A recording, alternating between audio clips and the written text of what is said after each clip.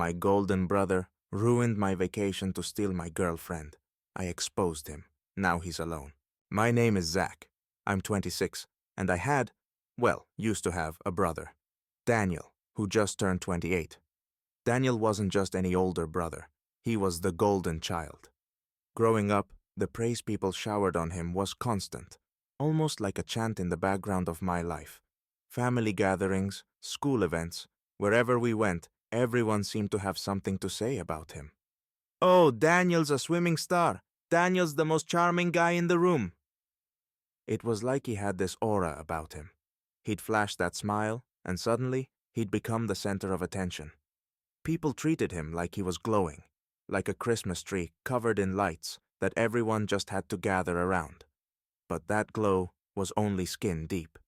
Beneath the surface, Daniel was selfish, deeply, unapologetically selfish.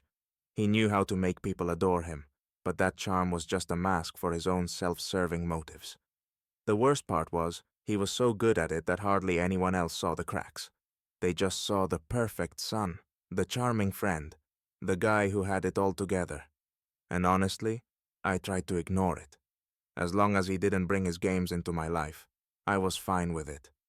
I stayed out of his way, kept to myself, and watched from the sidelines, figuring it was easier to let him be his own problem. But everything changed when I met Emily. Meeting her felt like discovering something pure and rare, like a fresh breeze clearing out years of stale air. She was kind, funny, and had this warmth that made people feel comfortable right away. And those bright, sparkling eyes of hers, they had a way of making every problem seem so much smaller. We'd been dating for a few months, and for the first time in a long while, I felt truly happy, like life was moving in the right direction. When I invited her on a trip to the coast, I was over the moon when she said yes. You have no idea how hard I worked to make it happen. I saved every spare penny, scrimped and planned, just to make this trip perfect.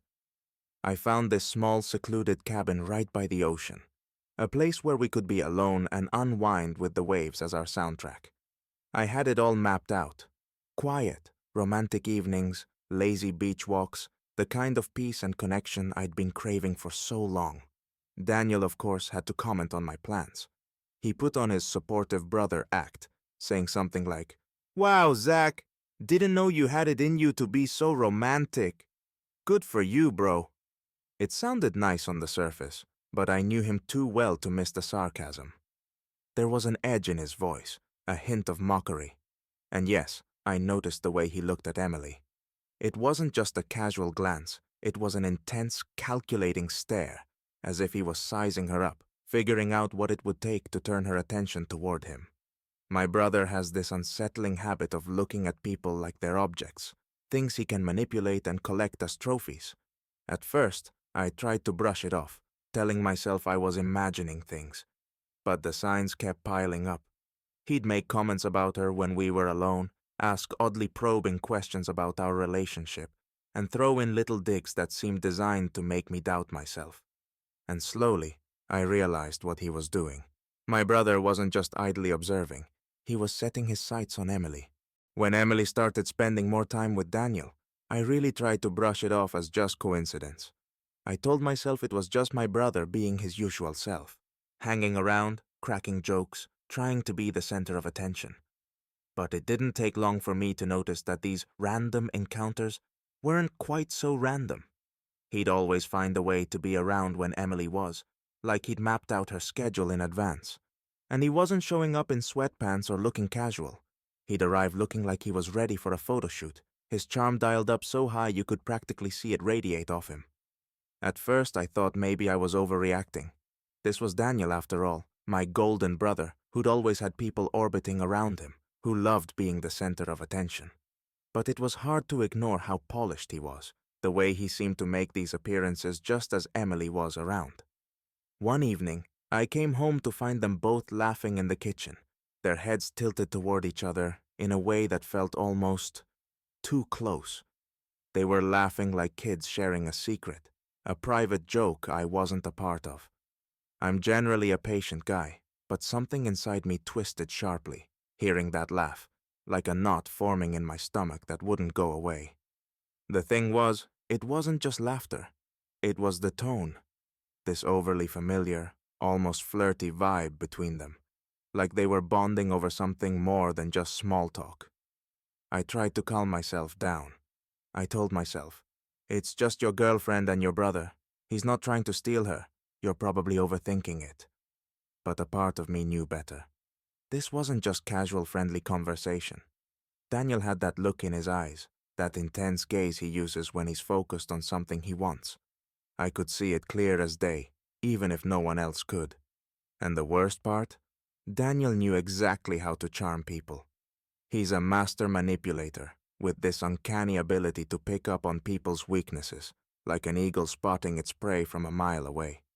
It's almost like a game to him, figuring out people's vulnerabilities, learning their soft spots, and then working out how he can use them to his advantage. Watching him with Emily, I saw him playing her like a finely tuned instrument, creating this illusion of accidental closeness. She didn't even realize she was falling for it. To her, he was just being friendly, showing up at the right times, making her laugh. But to me, it was painfully obvious what he was doing, and it hurt more than I cared to admit. As for me, I was stuck, not knowing how to handle it. Jealousy started creeping in, this cold feeling that settled in my chest like a weight I couldn't shake. It was like ice water trickling down my spine every time I saw them together. But I wasn't going to let that jealousy control me. If I confronted her about it, I knew it could go terribly wrong. Emily might get defensive, or even worse, start seeing Daniel in a new, more flattering light.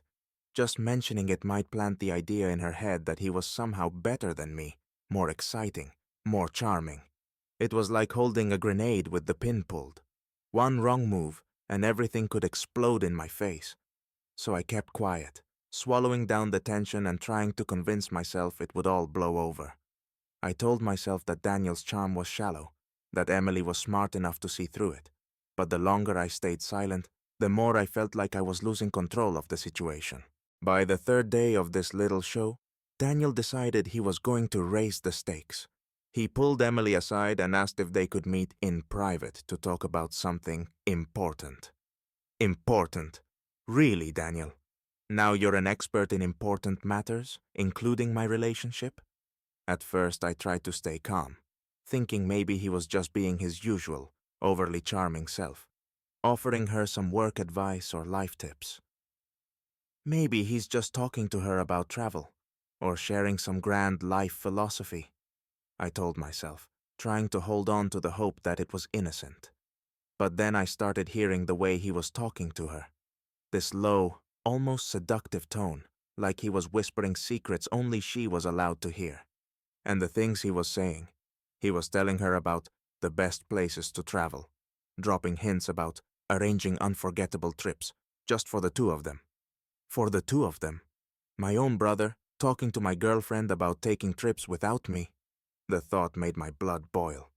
I kept listening, my fists clenching as I caught more of his little lines, full of promises and hints meant to draw her in. It wasn't just that he was talking about travel. It was how he framed it, like it was some exclusive offer that only she could be a part of. An adventure just for them.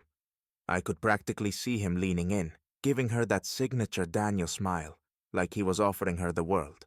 And she was smiling back, caught up in his words, nodding along as he painted these images of perfect getaways and experiences he'd love to share with someone special. My stomach twisted as I watched her soak it in, oblivious to the way he was manipulating her. The anger inside me was building with every word I overheard, attention growing so tight I could feel my jaw clenching, my knuckles turning white. I wanted to burst into that room, tell him off right there and demand he leave her alone. But I knew how that would play out. Emily would look at me with wide, questioning eyes, and Daniel, ever the master manipulator, would play innocent, acting shocked that I'd even think something was wrong. He'd twist the situation, making me out to be the one with trust issues, casting himself as the harmless, friendly brother who only had good intentions. So I decided to play it cool, at least on the surface. I pretended I hadn't heard a thing, kept my face neutral, and acted like I couldn't care less about their conversation. Inside, though, every part of me was burning. It was like holding a grenade with the pin pulled out, knowing that just one wrong move could make everything explode, but choosing to hold steady for the time being. I watched him continue with his performance, laying on the charm like a master actor. He had her attention completely, talking about all the places he'd been, the special spots he knew that only someone really in the know would understand. And Emily, bless her, looked captivated, like he was letting her in on a secret world that only he could guide her through. I wanted to shout, to grab him by the collar and call out every one of his lies, but I knew that if I did, I'd play right into his hands. So I kept my expression as neutral as I could, pretending it didn't bother me, even as my insides twisted with every word he spoke. Fine, go ahead, I thought. Talk about your important plans, make those fancy vacation lists, and spin your web of lies. Inside, I was seething, but I wasn't going to let him see it. If he thought he was winning, that was just fine with me. I'd play his game, but on my terms. Let him think he was in control, because when I finally made my move, he wouldn't see it coming. Before the trip that Emily and I had been so excited about, I reached a breaking point. The tension had been building for weeks. The lingering glances, the private conversations, the constant shadow of Daniel hovering over us. It was all too much. I couldn't keep pretending that everything was fine. I felt like I was being squeezed from all sides, and I knew I had to confront her. We decided to meet at a cozy little cafe we'd been to a few times before. Normally, it was a place filled with good memories, a spot where we could relax and unwind. But this time, there was a heaviness in the air. I was holding my coffee cup so tightly that my knuckles turned white, debating how to approach the subject without coming off as paranoid or accusatory. I kept replaying scenarios in my mind, trying to find the right words, but nothing felt adequate. As we sat there, the words were on the tip of my tongue. What's going on with you and my brother? But I decided to ease into it instead. I started by saying that it felt like there had been a shift between us lately, that something was off. I mentioned how Daniel seemed to be constantly around, making comments, finding ways to insert himself into our plans.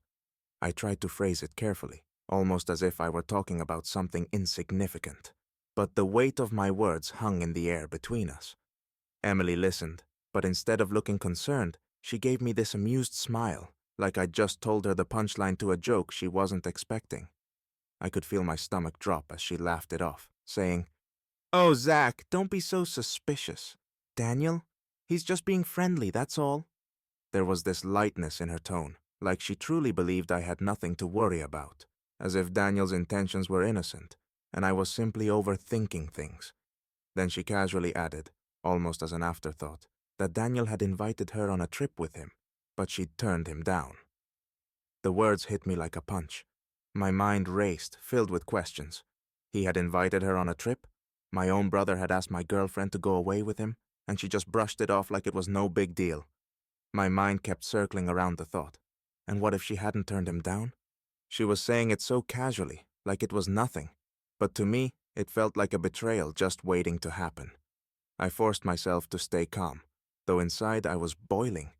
I asked her why she hadn't mentioned it before, trying to keep my tone as even as possible. She shrugged, saying it was just a joke, and that I was overreacting.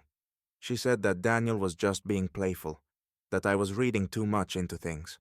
But her words felt hollow, like she was trying to cover something up, or maybe just trying not to hurt my feelings. I couldn't shake the feeling that she was downplaying it, making it sound like a harmless prank when it was anything but. I sat there, nodding and forcing a smile, pretending like her explanation was enough to satisfy me. But inside, I felt like my heart was twisting in knots. She wasn't taking me seriously. She was treating my concerns as if they were just paranoia or jealousy. And Daniel?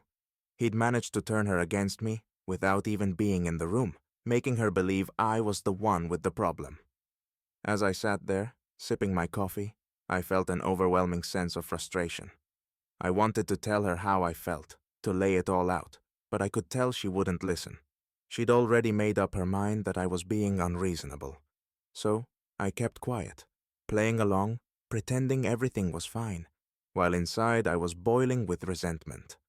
I felt like she was taking me for a fool, and maybe I was the only one who could see the game Daniel was playing. Finally, the day of our vacation arrived.